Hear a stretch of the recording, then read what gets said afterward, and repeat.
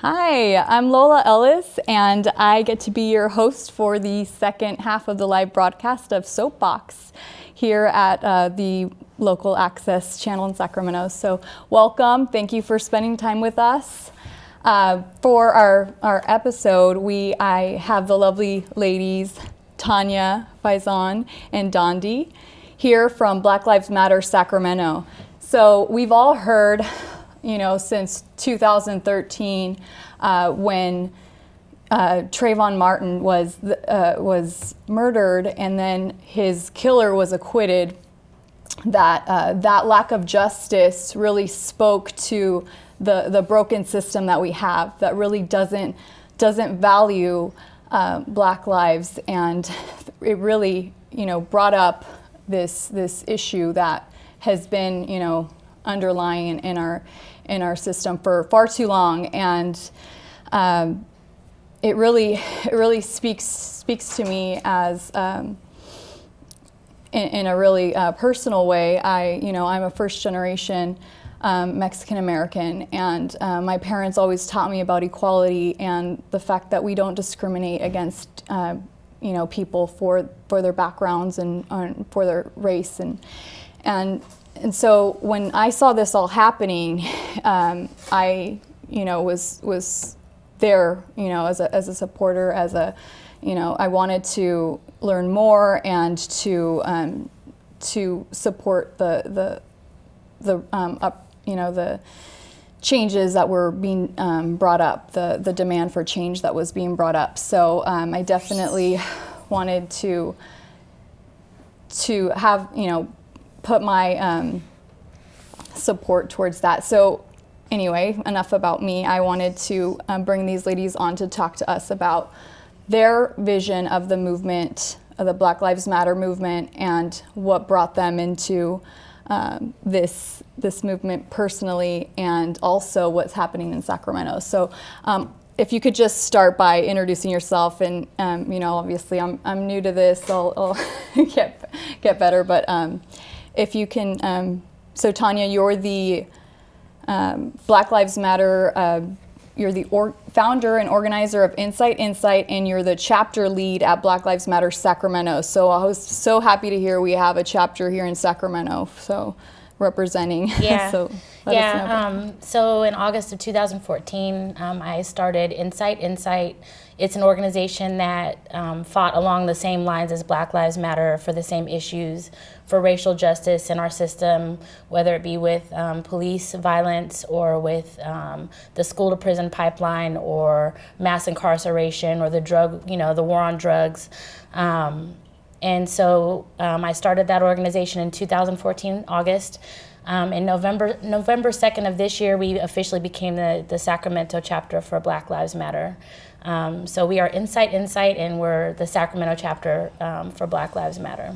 That's so awesome. I'm so happy that you've thought of bringing this to Sacramento. So tell me about your background. Like, what gave you the desired, the conviction to build that kind of organization here in Sacramento? Okay, well, a long time ago, in 2001, I saw, and this was before camera phones were out. There was a news, a clip on the local news where someone from Sacramento was in Inglewood, California, and they had caught on video, because they were a video producer, and they had their camera with them, and they caught on video a 16-year-old boy named Donovan Jackson who was beat up by Inglewood police.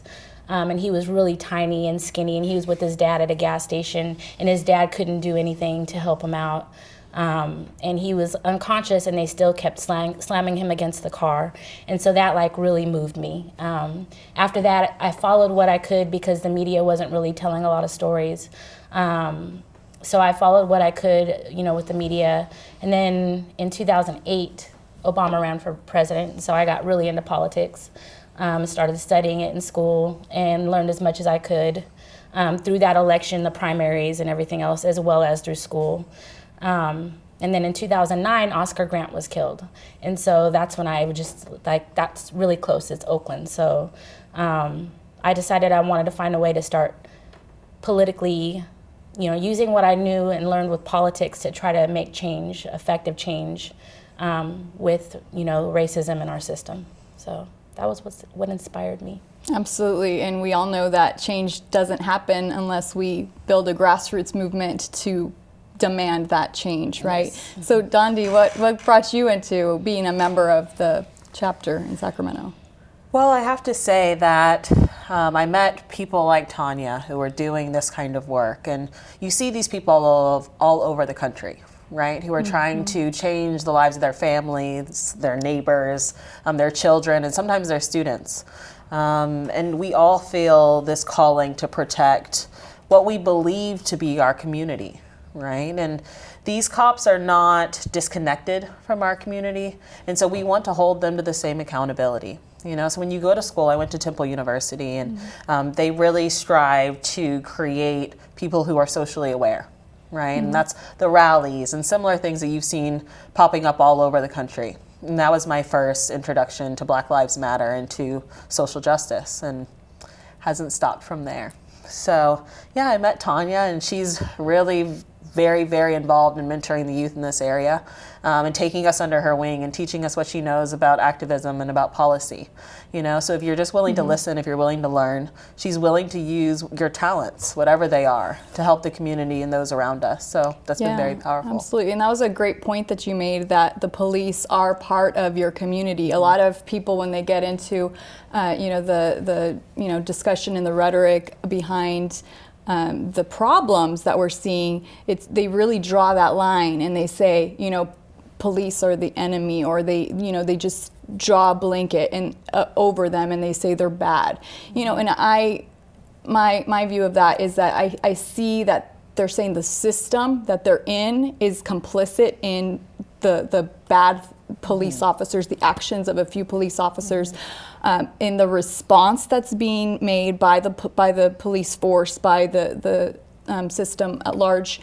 We're saying whether the actions of a few police officers is okay. And so what we've seen is, police officers get put on leave and the investigation happens, but then what happens from there? The investigations are done internally. They're done in a very corrupt way. The DAs work very closely with the police officers. It's their job every day to rely on these police officers, and so that's why it was great in 2015 in March. I saw that Obama instituted a task force for providing an assessment of what can be done to improve the current policing system. And they did one of the recommendations that they made was for a policy to be created mandating external and independent criminal investigations in cases of police force resulting in death.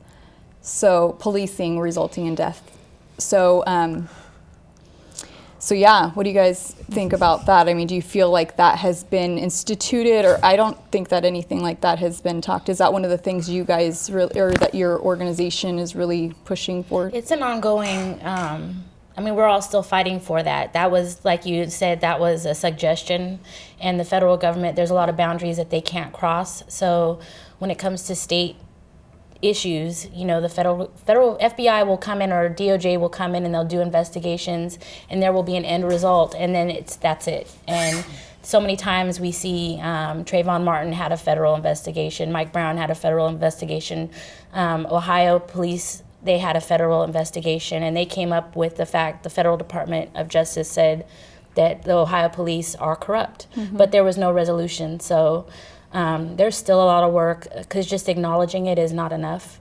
We need to see more changes. And in regards to what you said about the police and the few and the many, and how the system kind of enables what's going on, I think that we've seen, even if it's not blatant, police killing, there's a lot of exposure lately over the last couple of years of police saying things on their Facebook pages that's racist. So I don't think it's just few anymore. And then when you have officers that are not saying anything, or not standing up to it, or not holding their fellow officers accountable, then you have a system that's just completely bad. I think good cops will not want bad cops representing them. So, you know, I have my faith in the police right now is very, very small, but we're working on it. We're working on making changes and trying to make changes, at least locally so far in Sacramento. There's a lot of changes that need to be made. So. Absolutely, I agree. It's a very difficult, you know, dynamic, because we do need police force, right, in a certain way, but we want to make sure that they see us, they see their community as, you know, their equals, and that they're not, you know, competing, or we're not, you know, against each other, but we're part of the same community, and that I see is a challenge in the way that the current police force is, you know, is set up, because it is very it doesn't match the communities that they're policing, right? Mm-hmm.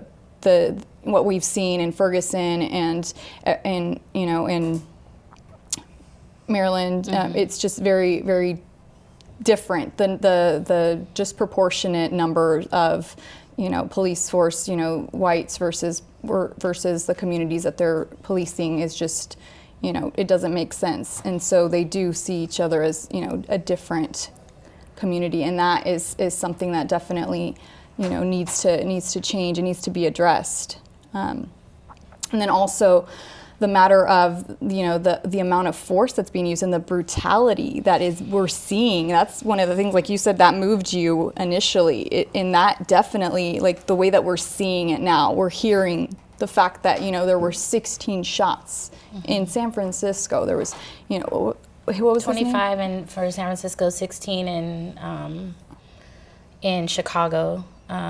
His name is Mario Woods. Mario Woods, yeah, in yes. San Francisco. In San Francisco, that was the most recent here mm-hmm. around our area, and the brutality of that, it looked like a firing squad. Mm-hmm. And, you know, and there's people that would say, well, you know, the police officers, well, they did say, right, the police officers feared for their lives. Mm. They, you know, he wouldn't stop. They told him, they gave him orders, and he wouldn't stop. And so they did what was in their training to do. And if you saw the video, you would see that he was stopped. His back was against the wall.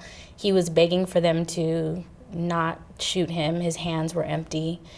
They claimed that he had a knife and he had just stabbed somebody, but there's no information on anyone that's been stabbed or any report of that, so there's a lot of doubts with that. Locally in Sacramento, in October 22nd, Adrian Ludd was killed by the police, by the sheriff, Sacramento sheriff, and that's one of the things that we're working on. And people, you know, you hear about Mike Brown and his body was left out for 4 hours, and that's appalling. Adrian Ludd, his body was left out for 11 hours. And then when he got to the coroner, his body was still left out for 24 hours. His family was forced to cremate him. He was accused of having a firearm. The story changed. There's a lot of inconsistencies. So, I mean, you know, just to kind of summarize, it's going on locally and it's brushed under the rug.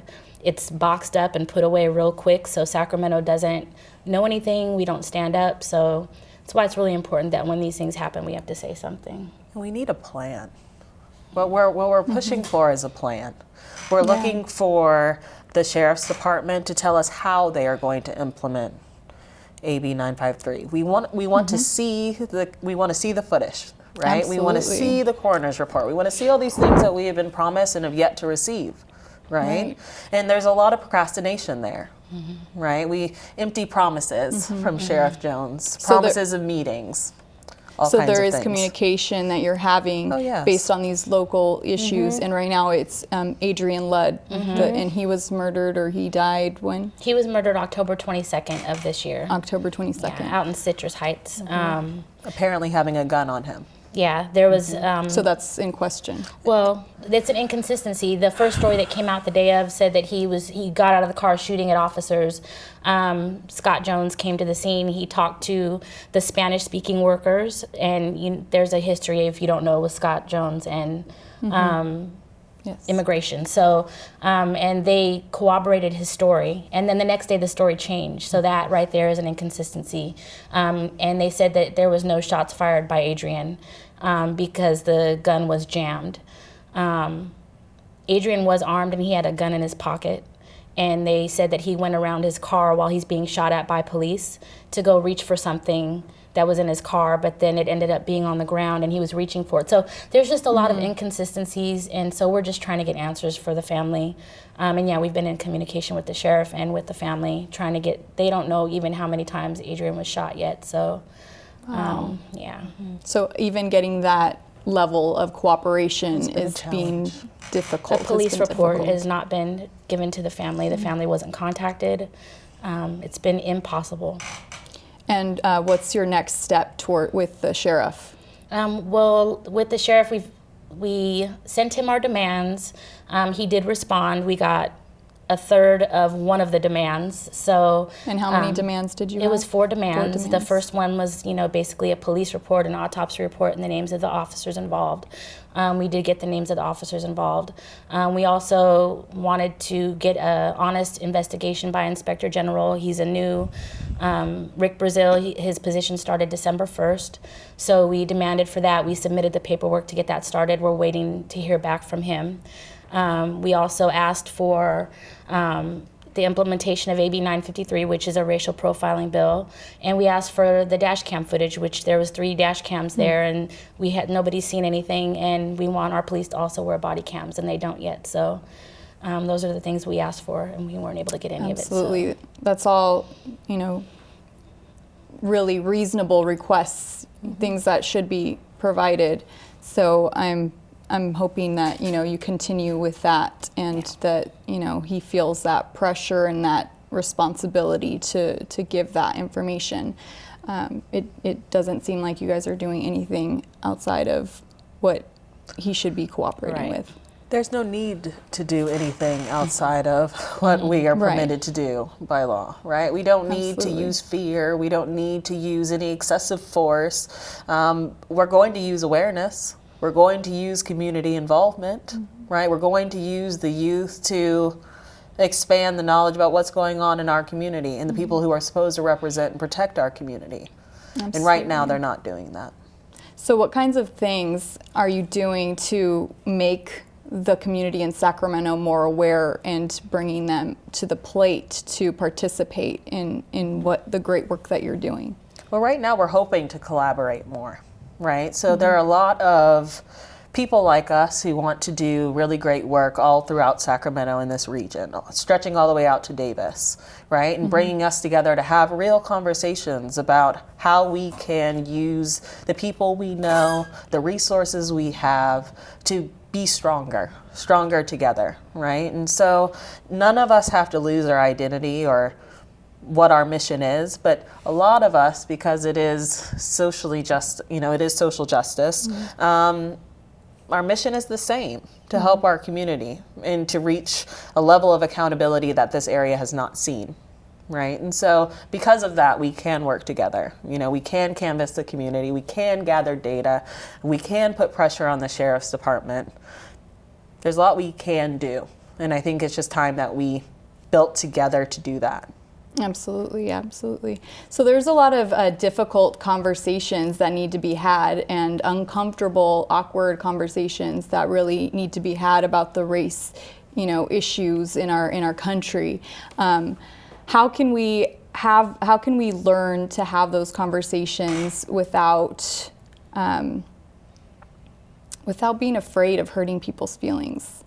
Do you have those conversations with people about white privilege and not making them feel like we're not attacking you because you're white, because we live in a system that does favor Yeah, I mean, our group is a diverse group. We have white members and we have black members, and so a lot of the teaching is done by other white members.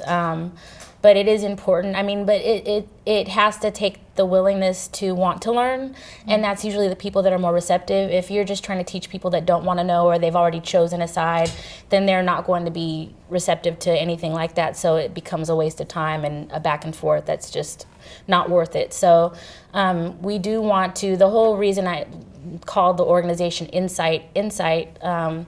originally was because we want to teach. So we want to, every action that we have, we want people to leave knowing something that they didn't know before. And so we always have speakers that teach about intersectionality and things like that. So we just want to continue to teach as much as we can to those that are willing to listen. We want to build with our communities. We want to get out there and inform people so that they can know what they have the power to do and become empowered and join us. But that's a really important part of it is the knowledge part. So teaching people is important.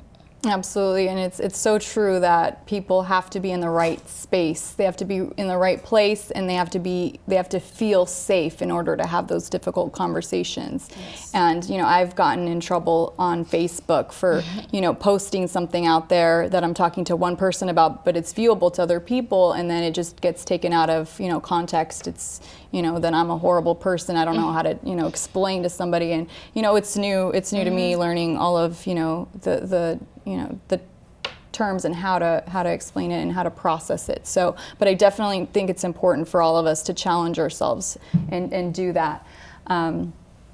So with that, I wanted to ask you, how do you answer to someone that says all lives matter? What does that mean to you? What does it say to you? We agree with you that all lives matter. Like Tanya said, our group is composed of people who are biracial, black, white. We are not prejudiced. Like, that is not our initiative, right? But we do want to say, right, when the statistics show us that we're being targeted, that Black lives matter, right? That we are not less than any other group, that we are just as important as every other group. And when we start talking to our youth, right, and the messages that they're receiving from their own police force, that they are a target, right, it's the wrong message. And so I think that for Black Lives Matter, that's why they've taken up that name. Instead of saying, colored people mattered, or people of colored lives matter, right? There's a lot of ways you could put that, but the reason we chose Black lives, because Black lives are being targeted. I mean, the statistics show that, people of color are being killed at a way higher rate. And that's not even talking about police abuse. That's just talking about killing. And it's real important that, police, our communities have lost trust in the police through the actions of police. So it's up to the police to come into the communities and build that trust back, and show dignity to people, and show that Black lives matter. And that's the only way that all lives are going to matter, is when Black lives matter, because right now they're not mattering to society. So absolutely. Well, I want to thank you both for taking time and being here with me, fumbling through. I appreciate it, and I appreciate the work that you're doing. I want to give you the opportunity to share with everyone the next action, your next plan, where they can get involved, and where they can get more information on the local issues happening. Well, you can follow us on Facebook at it's facebook.com/Black Lives Matter SAC. You could follow us on Twitter at BLM Sacramento. Our website is insightAction.com, and you can get on the mailing list there. We have a lot of things coming up in the near future. I won't name them off here, but there's a lot of stuff going on. And if you go to our website, you could see what's going on and stay in touch with us, and we'll be able to keep you informed, get you involved. Is there anything else you want to say? I think what I would want to impress upon the audience is that you don't have to have the right language, right? All we want is for you to be willing to learn and willing to work, come willing to participate, and really, really communicate your ideas, and we're willing to listen. Awesome. Absolutely. That's true, It seems scary to jump out and get involved, but it's necessary. And I think that the more people realize that they are needed, that they'll go out and knowing that there's lovely, awesome people like you to greet them, that they should be running, right, to see you. But thank you so much again, the wonderful work that you're doing and that you continue to do. Just know that there are many, many people that support you and want to see change happen and are ready to support it. So thank you all so much for joining us on this latest installment, and please follow us. We have a YouTube channel, Soapbox, so that you can watch the videos. Again, we have other shows. So, all right. We can go ahead and say bye. Bye. Bye. Oh, wait, they're not there. Bye. Bye. Thank you, guys. Thank you all so much. All right. Have a good night, and don't forget to follow us. Yeah. Come to our meetings. The meetings are every Sunday? The meetings are on Sunday. Every first and third Sunday. Every first and third Sunday. Awesome. Yeah, it's definitely a good place to join, gather, and share, everybody's views and, kind of organically decide where things are going to move. Because start learning to have the conversation, right? Yes. So, Absolutely. And you'll be surprised once you start doing the work. It gives you a sense of fulfillment that you're actually doing something that's a positive thing that needs to happen. So just get out there and just go to one thing, and it, it helps if you're scared. Yeah. All right. Now, we're getting in the countdown. Now we can say bye. Bye. oh, bye. Bye. That's a little early.